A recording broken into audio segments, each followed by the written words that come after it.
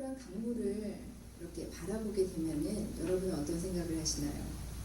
저는 그 강물을 바라보고 있으면은 그 강물이 아무 목적도 없고 방향도 없는 것처럼 그렇게 보입니다.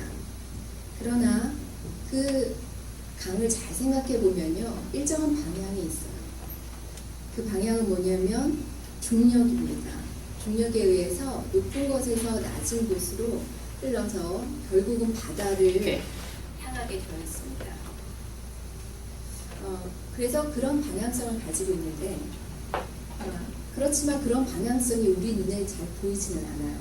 그래서 우리가 강물을 볼 때는 아무래도 제멋대로 흐르는 것처럼 이렇게 보이기 마련입니다.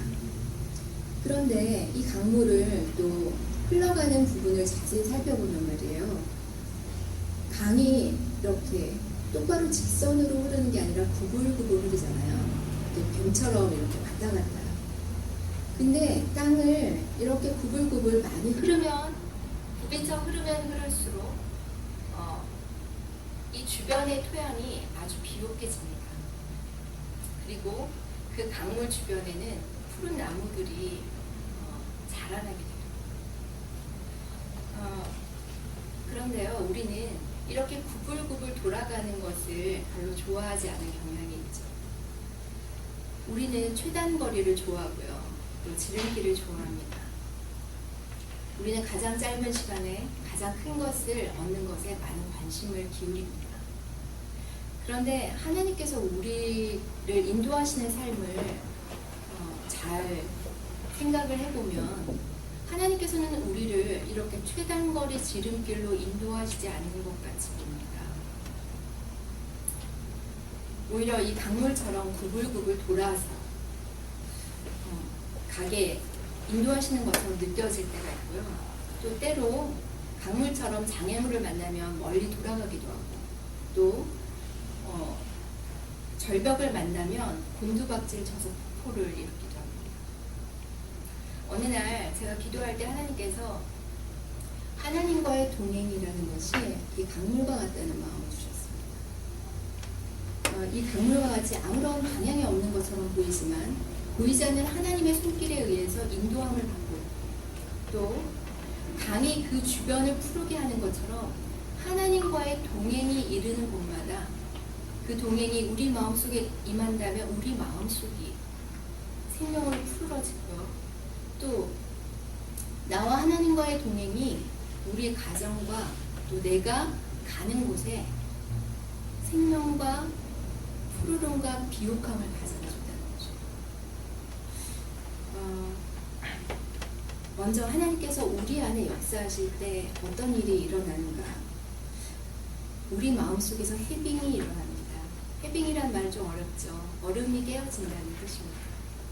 얼음이 녹아요. 북극에서 얼음이 녹아서 이 바다에 이렇게 흘러내려오듯이 우리 마음속에 얼음이 녹아내리는 것을 때로 경험하게 됩니다. 한꺼번에는 아니지만 하나님의 각성이 우리 안에 일어난다는 거죠. 성령께서 깨닫게 하심을 따라서 우리는 우리 안에 우리가 세운 기준이 얼마나 우리 삶을 메마르게 하고 딱딱하게 하고 경직되게 하는지 깨닫게 됩니다. 제 경우에는요, 제가 제 주변이 이렇게 정리되어야 된다라는 기준을 가지고 있습니다. 또 어떤 상황에서는 이렇게 행동해야 된다라는 기준을 저는 가지고 있습니다. 여러분도 마찬가지시겠죠. 그리고 또 내가 인생 가운데 죽기 전에 이러이러한 것을 이루고 싶다라는 저만의 생각이 있습니다. 모든 사람이 그렇겠죠.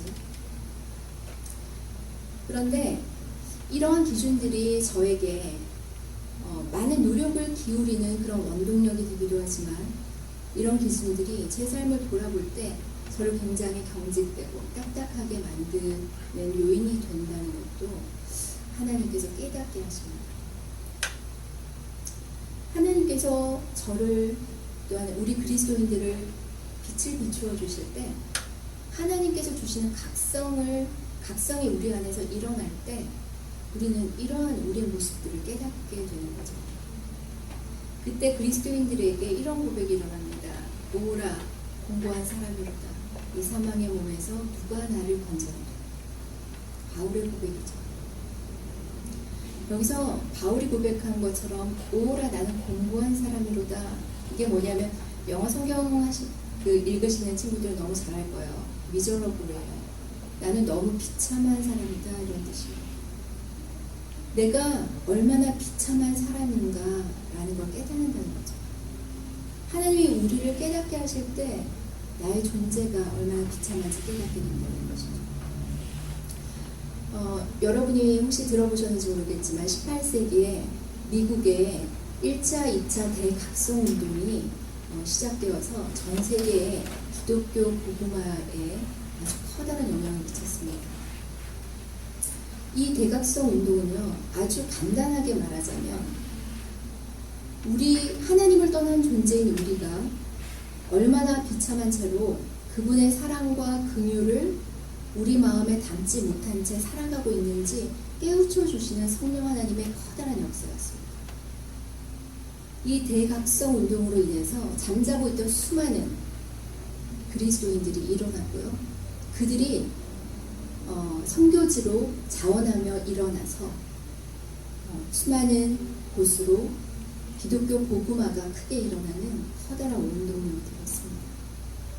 많은 그리스도인들이요, 이 사망의 몸에서 누가 나를 건져내랴 라는 고백을 하며 하나님 나를 보내주소서 라는 선교지로 자원하기 시작했습니다.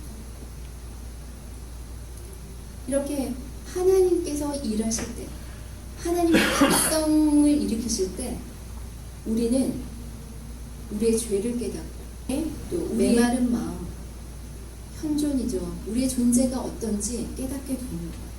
그리고 이렇게 느끼게 됩니다. 아, 내 안에 하나님이 없구나 라고 느끼게 됩니다. 제가 그 필립 얀시의 책을 보지는 못했지만 제목을 보면서 참 은혜가 되었습니다.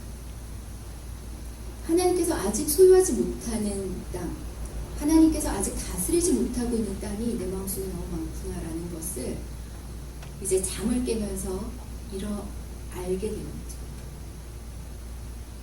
하나님께서는 우리가요, 풍성한 삶을 누리길 원하세요. 하나님이 주시는 이 풍성한 삶은 하나님과의 동행이 가져다주는 진짜 복입니다. 하나님과의 동행이 우리 삶에 이루어질 때 우리 삶에서는 열매가 맺어지기 시작하는데요. 만일 우리가 진짜 열매를 맺게 된다면 분명 그 열매는 우리 삶을 풍성하게 할 뿐 아니라 내 주변에 있는 누군가 목마르고 누군가 배고픈 누군가에게 열매가 되어줍니다. 우리 이러한 변화들은 우리가 의도한 목적이 아니라 하나님과의 동행에서 얻어진 자연스러운 결말, 엔딩입니다. 이 출애굽기를 돌아보면서 우리가 이때까지 출애굽기를 돌아보면서는 어떤 창으로 돌아봤냐면은 이스라엘 백성의 창으로 돌아봤어요.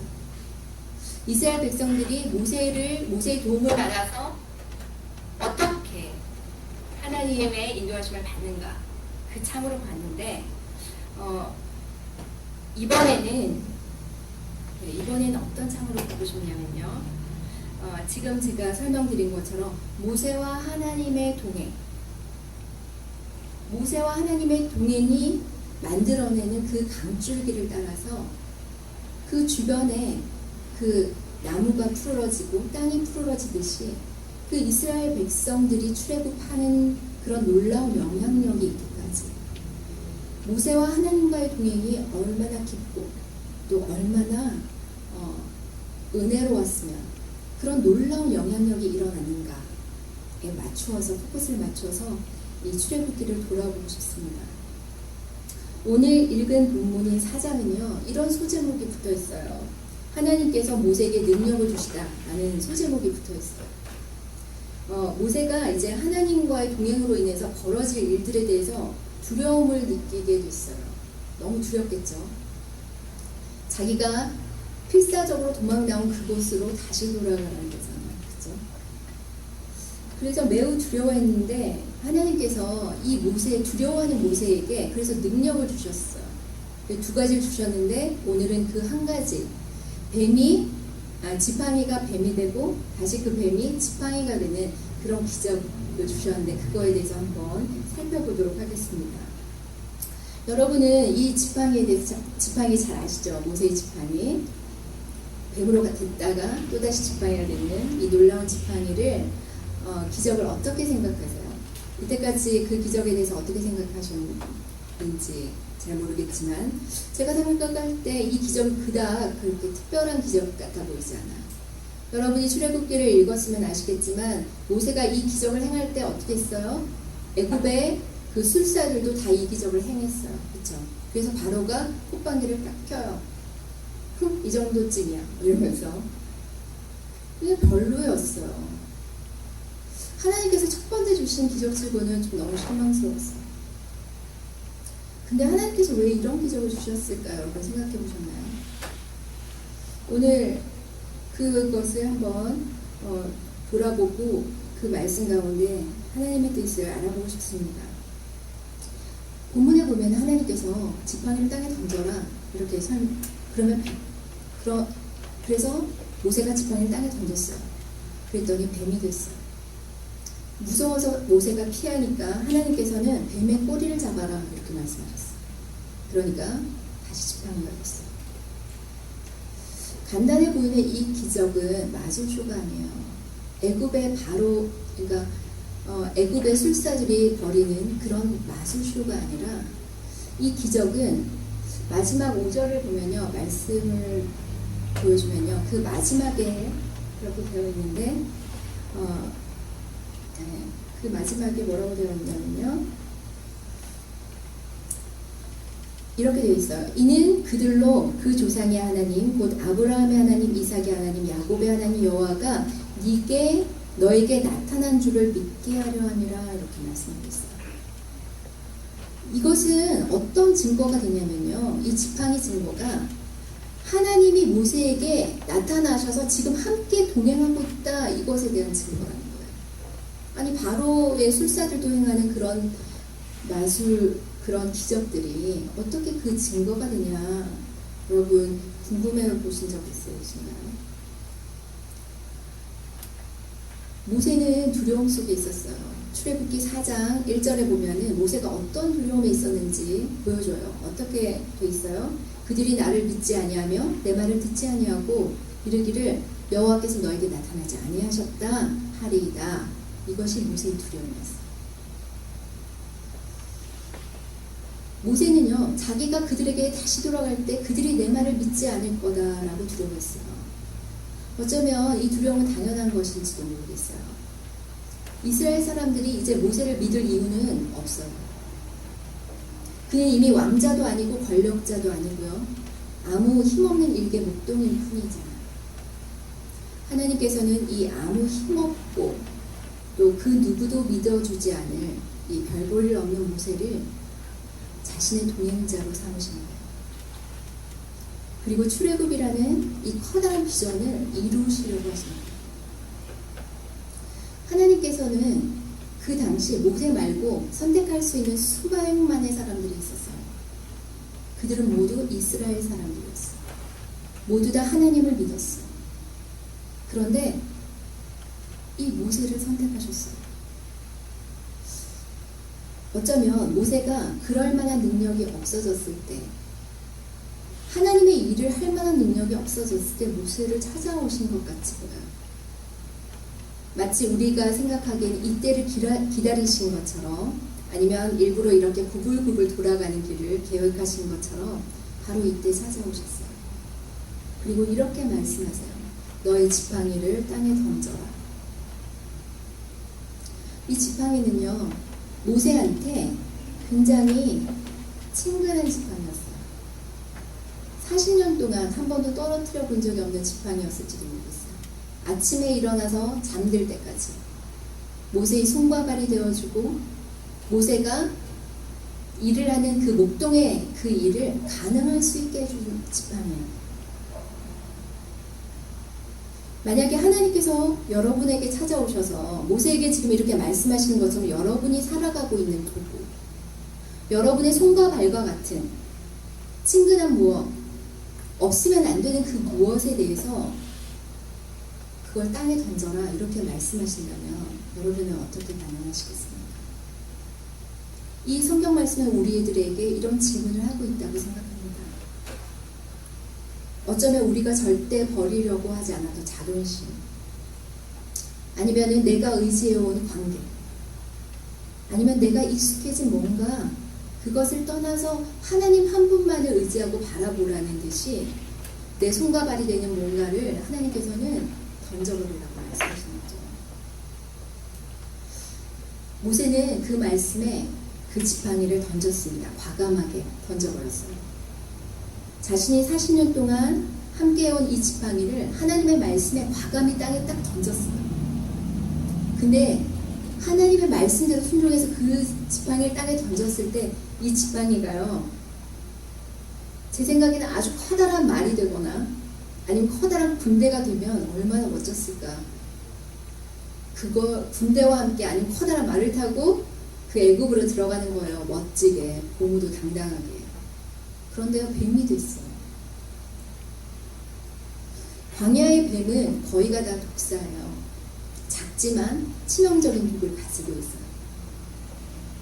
그래서 여기서 뱀은 뭘까 생각해 보면서 우리가 전혀 예상하지 못한 어떤 사건이나 고난, 난국, 어려움일 수 있겠다라는 생각이 들었어요. 하나님의 말씀대로 그 지팡이를 던졌는데, 순종해서 던졌는데 말이죠. 그것이 뱀이 된 거예요. 하나님의 말씀대로 했는데 복이 올 줄 알았는데 어려움이 온 거예요. 총체적인 난국을 만난 거죠. 자기가 의지했던 지팡이도 없는데 뱀까지 만난 거예요. 지팡이가 있었으면 뱀을 때려잡았을 텐데 지팡이도 없고 뱀을 만났어요. 이 총체적인 난국을 어떻게 할까 하는 모세에게 하나님은 이런 방안을, 어처구니 없는 방안을 내놓으셨어요. 뭐예요? 뱀의 꼬리를 잡아라. 이것은요, 어리석은 일 중에 가장 어리석은 일이에요. 왜요? 뱀의 꼬리를 딱 잡으면요, 뱀은 곧바로 그 머리를 틀어서 그 잡은 사람을 물어요. 그렇기 때문에 뱀의 꼬리를 잡는다는 것은 나를 죽음에 방치하게 되는 거예요. 도저히 인간 상식으로는 이해하기가 어렵고 또 따르기 어려운 말씀 앞에서 정상적인 사람이라면 생각을 할 거예요. 내가 과연 말씀대로 할 거냐 말 거냐 생각할 거예요. 그런데 이 한번 해보는 것에 생명을 거는 거예요. 내 삶의 모든 안위를 거는 거예요. 제가 구원의 여정이라는 첫 번째 시간에 굉장히 무거운 얘기를 하고 있는지도 모르겠어요. 근데 모세는 이때 내가 만난 분은 하나님이니 하나님이 틀림이 없으니 한번 해보자 이랬어요. 그것이 성경에 나와 있지만 그 마음으로 했을 거라고 합니다. 그래, 꼬리를 잡아서 날 물면 죽지 뭐, 이런 마음 있죠. 죽으면 죽으리라는 마음으로 그 꼬리를 잡았어요. 그런데 놀랍게도 그 독사는 다시 지팡이가 되었어요. 하나님께서 이 일들을 통해서 모세의 무엇을 시험하셨다고 생각하세요? 모세의 순종을 시험하셨어요. 하나님이 시험한 순종은요, 말씀대로 할 수 있냐는 것입니다. 말씀대로 자신이 의지하는 것을 던져버릴 수 있냐는 것이에요. 위험해 보이고 어리석어 보이고 네 생각엔 도저히 안 되는 것 같아 보이는 그것을 내가 말할 때 네가 할 수 있냐는 것이에요.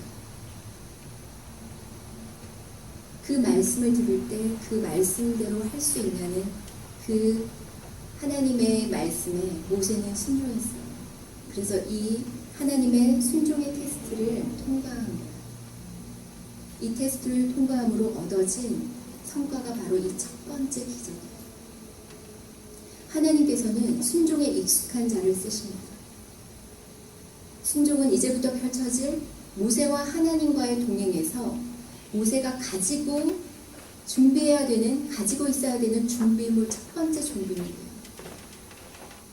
하나님께서는 모세를 40년 동안 순종에 익숙한 자로 만드셨고 하나님과의 동행 앞에서 다시 한번 그 순종을 깊이 테스트하셨어요. 모세는 이 테스트에 당당히 합격했고요. 이 합격 선물로 이 기적이 주어진 것이에요. 그래서 이 기적은 바로 하나님께서 이 모세와 동행하는 것을 모두에게 보여주는 사인이 된 것입니다. 할 수 없는 것을 순종하는 것, 그것이 바로 그 사람이 하나님을 만났다는 증거입니다. 이해할 수 없는 것에 순종하는 것, 그것이 바로 하나님과 동행하는 자의 특징입니다. 이 뱀의 꼬리를 잡으라는 명령을 그대로 순종하는 이 순종을 보았을 때 사람들이 그에게 정말 하나님이 나타났다는 것을 믿기 시작했어요. 믿어주기 시작했어요. 하나님께서는 우리의 순종을 통해서 일하시는 하나님인 것을 이 말씀을 통해서 여러분에게 가르쳐 주시는 말씀인 줄 믿습니다. 만일 우리에게 순종이 없다면